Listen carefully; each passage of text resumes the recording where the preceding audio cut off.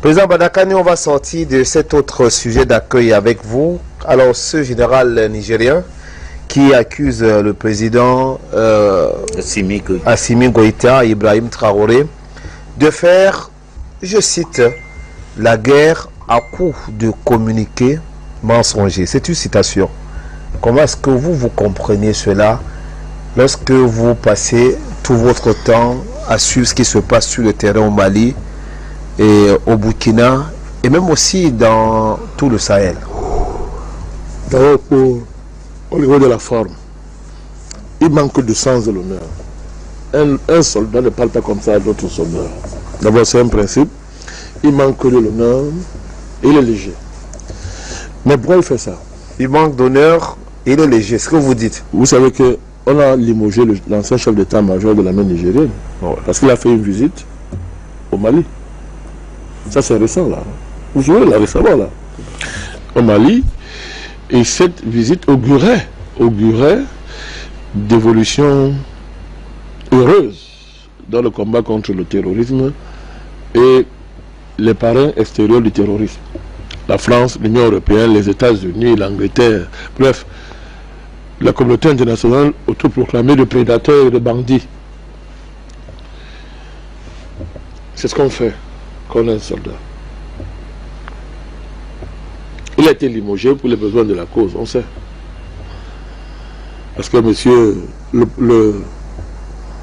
n'est même pas un satrape, c'est pas comment il faut appeler ce monsieur-là, c'est pas comment l'appeler. Celui qui se fait appeler président au Niger a reçu l'ordre de son vrai patron de virer ce chef d'état-major. Il a été viré improprement. Et ce chef d'état-major représentait au sein de l'armée nigérienne le sens de l'honneur. Le sens de l'honneur. Parce qu'il incarnait, il représentait les troupes du Niger qui, mon cher Abubakar, comprennent que c'est déshonorant, très très déshonorant, le fait que le Niger soit aujourd'hui, comment on appelle ça? La base arrière. Non, il faut trouver un autre mot. Soit aujourd'hui l'arrière-cour de l'impérialisme occidental dans ses formes nouvelles, ses formes actuelles, pour détruire l'Afrique et le recoloniser. Ce général comprend que c'est déshonorant. Et il a incarné, n'est-ce pas, les dynamiques populaires au Niger qui demandent le départ de Barkhane, qui refusent la présence française au Niger et la présence de bases militaires étrangères au Niger. Donc vous avez un soi-disant général qui a perdu tout sens de l'honneur militaire, qui accuse des compagnons d'armes, des frères d'armes, parce que c'est ce qu'ils sont, que ce soit Assimi Goïta, c'est un colonel, que ce soit celui de Burkina Faso, ce sont des frères d'armes. Un capitaine. Voilà, ils ont le métier, ils ont pour métier le port des armes. Ils les accusent de faire une guerre à coup de communiqué. Il est impossible de faire une guerre à coup de communiqué. Pour la simple raison que la guerre, si vous faites la guerre à coup de communiqué, on vous écrase. Si vous faites la guerre à coup de communiqué et qu'en face de vous, quelqu'un fait la guerre réelle, il vous écrase. Si c'était le cas, on ne parlerait plus du régime de transition au Mali. Nous ne commençons pas des choses élémentaires. Si le régime de transition est encore au pouvoir, c'est qu'il ne fait pas la guerre. Il ne fait pas la guerre à coup de communiqué mensonger. Il fait la guerre réelle. Et il communique comme tous les armées communiquent sur un champ de guerre. Donc d'abord, sur l'accusation est mensongère, sur la forme et sur le fond. Cette accusation est mensongère sur la forme, il est irrecevable sur le fond. Parce que s'il est mensongère sur la forme, il faut cette accusation parce qu'on ne fait pas la guerre par communiquer. Sinon on n'est pas en guerre. Pour faire la guerre par communiquer, par les communautés mensongères, n'est-ce pas, il faut dans une chambre et déclarer qu'on est en guerre, en fait contre personne. Aussi, si je fais la guerre contre, si je suis en guerre contre vous, que pendant que vous avez les armes, moi j'ai les communiqués de presse, je disparais à la seconde, vous allez me tuer. Donc, où est que sur le plan militaire, c'est une incongruité de parler comme ça. Ça veut dire qu'il est léger. Donc, on lui fait dire ce qui n'est pas vrai. C'est un faux général. Vous le dites, c'est un faux général. Je ne dis pas, je démontre. Je démontre. C'est un faux général. Alors, cette surenchère verbale masque une honte militaire. La honte militaire, c'est quoi? C'est que le Niger est devenu l'arrière-cour des entreprises impérialistes de déstabilisation de tout le Sahel. C'est honteux. Deuxièmement, il masque le fait qu'il a pour chef militaire un mercenaire étranger imposé à la tête du pays par le couple Macron-Le Drian. C'est la honte. Il est donc jaloux des frères d'armes qui sont dignes et fiers et qui posent des actions au jour le jour qui démontrent que au moins ont la volonté de faire ce qu'un militaire fait, défendre la patrie. L'honneur d'un militaire, défendre la patrie, pas d'être un sous-traitant de forces étrangères. La coopération entre le Mali et la Russie n'est pas une coopération de sous-traitance mercenariale. C'est une alliance qui vise à démanteler les sanctuaires terroristes au Mali et à rétablir la souveraineté du Niger, pardon, du Mali. Au Burkina Faso, il est indécent de parler comme ça d'un pays qui est dans la situation de Burkina Faso. C'est très indécent. Et manquer du respect militaire, je parle militaire, à un confrère d'armes qui est en train de se battre pour sortir son pays du trou et qui a mobilisé une armée de volontaires pour protéger le pays avec des résultats très encourageants.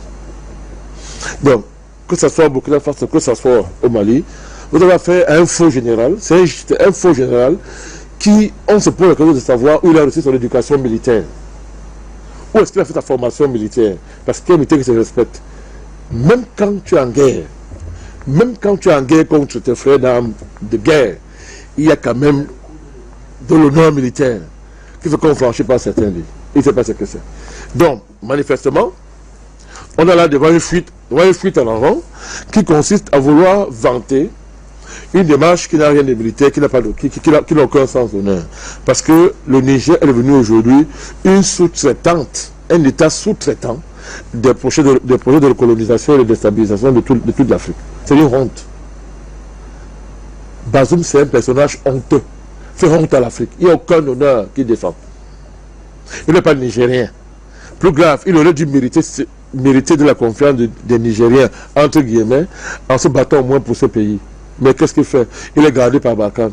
Voilà un État qui est incapable d'assurer sa sécurité et qui accepte d'être une base arrière militaire. Une base arrière militaire de la communauté internationale. C'est du Ouattara, ça. C'est honteux. Du Ouattara. C'est honteux, mon cher. Donc c'est ça qu'il s'agit. Vous voulez qu'on interprète ça comment? Si la forme c'est un charadia, mais très raison dit que c'est du charadia. Deuxièmement, c'est un coup de gueule comme ça, insensé. Il n'a pas réfléchi pour parler. Il devait laisser le ministre des Affaires étrangères du Niger continuer à débuter des bêtises. C'est encore un ministre des Affaires étrangères. Bon, ça va. Mais un militaire ne parle pas comme ça. Un militaire, lui, n'a pas dit ça par rapport à ce que j'appelle des frères d'armes. Des frères d'armes. La situation au Mali aujourd'hui n'a rien à voir avec la situation avant l'arrivée au pouvoir de M. Assimi Goïta. Vous avez une armée aujourd'hui qui est bien équipée. Et c'est parce qu'elle est bien équipée qui fait trembler toute la souris des gens, qui fait trembler le Niger. Parce que si le Mali sanctuarise son territoire, mais où ils ont les terroristes, ils vont aller chez eux au Niger, c'est leur pays. Parce que le président nigérien lui-même, qu'est-ce qu'il fait? C'est un sous-traitant de Paris dans la protection des terroristes. Il offre un sanctuaire au terrorisme, mon cher Abakar Siddiq. Dans le monde entier aujourd'hui, est-ce qu'on fait encore un débat sur qui est le parrain du terrorisme, qui protège le terrorisme, qui le finance? Le débat est clos. Il n'y a que Paris qui parle aux Africains. Même le service secret, il y a des fuites où ils admettent que non, nous-mêmes, c'est nous qui sommes derrière cette affaire. Vous connaissez Eurojeune-Fort? Vous avez appelé ça, non? Eurojeune-Fort. C'est le Wagner européen. Vous savez ça, non? Wagner européen. Vous savez à quoi sert le Wagner européen? Justement, encadrer, former, protéger les terroristes. Eurojeune-Fort fait des missions en Afrique et au Sahel. Pour faire quoi? Pour encadrer, former les terroristes. Parce que c'est une milice. Mais pendant ce temps, le débat matin, ministre, on a fait de Wagner un problème mondial. On a fait de Wagner une question de relations internationales. que Wagner, c'est le danger mondial. Mais pendant ce temps, ceux qui parlent de Wagner ont leur Wagner. Bon, ils ont plusieurs Wagner, hein, mais pour eux, c'est que Heureux Genefort, qui est une organisation militaire, c'est une milice. Mais monsieur, financé par l'Union européenne, à partir des cotisations nationales. Les Européens ne sont pas au courant de l'existence de Genefort. Ils ne sont pas au courant. C'est une milice européenne. C'est une milice européenne, Genefort. Mais vous donnez les leçons, c'est Wagner. Parce que vous ne respectez pas, vous ne considérez pas. Donc, venez aujourd'hui parler aux Africains. Expliquons aux Africains le terrorisme par le trafic, par le grand banditisme, par le fait que l'État malien aurait déserté, n'est-ce pas, certaines régions du pays. Et du coup, les trafics, n'est-ce pas, se sont multipliés. Et en faisant des trafics, en vendant du Marlboro, le trafic d'or, et en faisant, et en attrapant en temps les otages, on finance le terrorisme. Ben, monsieur Malik, monsieur Sidik, Aboubacar Sidik, ben, c'est une insulte à l'égard des Africains. C'est ce que Paris dit, mais dans le monde entier, le débat est clos sur la question. On connaît ce que c'est que le terrorisme, on connaît qui est derrière, on connaît qui finance, et dans quel cas le géopolitique, et quelle est la fonction géopolitique de ce qu'on appelle terroriste, comme étant menace globale. C'est comme ça qu'on a fabriqué la pandémie, et enfin une menace globale, contre laquelle il faut sauver tout le monde entier, rapidement. Pas de mesures barrières, des conseils de défense sont suivis partout, bien sûr. Les conseils de défense sont suivis partout. À l'époque, quand nous on a pris le devoir pour dénoncer le Covid comme étant une planification stratégique et géomilitaire, qu'est-ce que nous a dit? Que nous sommes des complotistes. Vous avez oublié? On est où aujourd'hui? On est où aujourd'hui? Mais quand vous êtes des impérialistes, quand vous êtes des mondialistes, ça dit que vous êtes mentalement déréglé. Parce que même quand vous mentez, ça ne marche pas. Tout le monde voit. Mais vous continuez quand même à mentir. Vous mentez. Parce que bon, vous-même, votre fond, c'est le mensonge. Vous ne pouvez pas dire la vérité parce que votre fond, c'est le mensonge. Donc, vous mentez. On vous attrape en flagrant délit de mensonge, mais vous mentez davantage. C'est-à-dire que quand vous prenez en flagrant délit de mensonge, vous montez d'un cran encore dans le mensonge. Parce qu'il n'y a pas de communication possible entre vous et celui qui est en face de vous. Parce que pourquoi vous mentez? Parce que vous voulez amener votre interlocuteur à accepter comme étant normal le fait de piller ses richesses, le fait de nier son humanité, le fait de dire que ce n'est pas un État ça. Vous êtes dans des projets géopolitiques, géostratégiques, d'une vulgarité banale que tout le monde connaît, mais vous voulez donner à ça des vertus géopolitiques et civilisateurs qu'on n'a pas encore vu. Et ce que vous appelez général là, de pacotille, comme ce faux général là, ce qu'il raconte là, vous voulez qu'on le calesse en quoi? C'est un voyou. Il n'a pas du mot, c'est un voyou, ce général. Il raconte n'importe quoi à tout point de vue. Parce que le Niger est la honte de l'Afrique, monsieur Aboubacar Sidik. Vous savez, monsieur Mamadou Issoufou qui est parti, a voulu. Il y a eu un débat ici entre nous et monsieur Mamadou Issoufou, que oui, les panafricanistes veulent les amener à rompre des partenariats, ils assument partenariat militaire, machin et consorts. Mais ça fait rire. Quand tu n'arrives même pas à sécuriser ton uranium et tes matières premières, le monde entier voit qu'on t'arrache ça. On voit, les Chinois voient, les Russes voient, tout le monde voit que non, tu as le uranium, on t'arrache ça. Et qu'au lieu d'éclairer ton pays, c'est éclairer la France. Et qu'en plus de ça, la France prend ça et vend ça sur le marché à un prix et se fait des bénéfices sur ton nez.